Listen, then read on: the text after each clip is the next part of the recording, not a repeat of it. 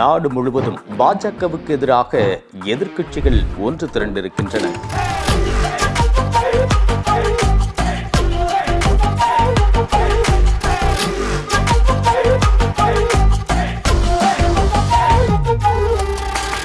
மாநிலங்களில் செல்வாக்கு பெற்ற 11 முதலமைச்சர்களையும் ஒரு துணை முதலமைச்சரையும் 4 முன்னாள் முதலமைச்சர்களையும் இந்தியா கூட்டணி பெற்றிருக்கின்றது.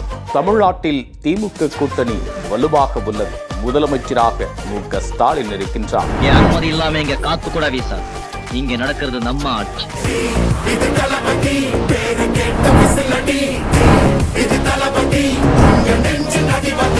இப்போது தேசிய ஜனநாயக கூட்டணியை பற்றி பார்க்கலாம். உத்தரப்பிரதேசம், குஜராத், உத்தரகாண்ட் ஆகிய 3 மாநிலங்களில் மட்டும்தான் முறையாக தேர்தலில் நின்று வெற்றி பெற்று பாஜக ஆட்சியை பிடித்திருக்கிறது. மத்திய பிரதேசத்தில் எம்எல்ஏக்களை விலைக்கு வாங்கி காங்கிரஸ் அரசை கவிழ்த்து ஆட்சிக்கு வந்தது. அருணாச்சல பிரதேசம், அசாம், கோவா, ஹரியானா, மணிப்பூர், திரிபுரா ஆகிய மாநிலங்களில் கூட்டணி கட்சிகளை பணிய வைத்து ஆட்சி அமைத்திருக்கிறது.